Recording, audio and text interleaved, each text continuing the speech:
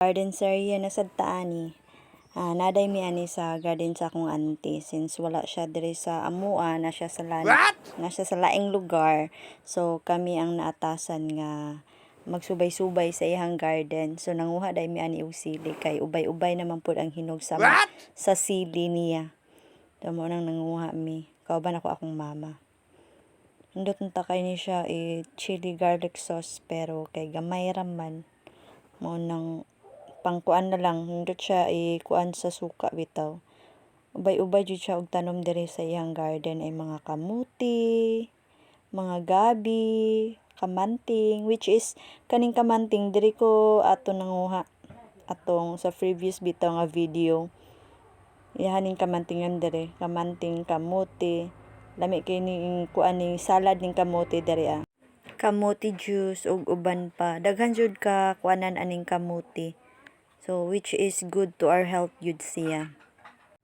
Naapod siya saging diri Nindot na kay tag-on kay medyo gulang na jud bitaw siya. Nindot kay tusno sa saging. Iyang garden diri kugyan jud kay ni akong iyaan. Bisag ga-maintenance na. Hilig gihapon siya magtanom-tanom kay sa iya pa mas nindot nang naatay kaugalingon nga kwarta nga di na daw mangayo sa iyang anak. Which is kung naa siya gusto paliton, mapalit daw niya. Nindot ning naa kay garden. Kay di nakakinahanglan mo palit pa og mga lamas or mga utanon sa tindahan. Which is good yun.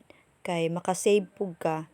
Diba? So kamo diha, pagtanom-tanom na mo.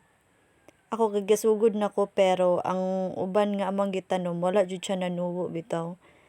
Gipalit na ko to siya og online. Ambot ngano po tungwa ning tubo Ubay-ubay ra ba jud ako ang napalit bitaw sa online. Padayon gihapon ko bisan wala ng tubo ang uban, padayon ra gihapon ko og garden. Kay lahi ra biya jud siya ay makawala og stress sa tinuod lang. Kana bitaw makita nimo imong garden ay mga tanom. Dayon kung naa kay mga kinahanglanon or mga need nga mga utanon, didto na lang ka magkuha. Fresh pa. Di na ka kinahanglan pa nga mopalit sa tindahan, di ba? So, unsa pa inyong gihulat diha? Pag-garden na.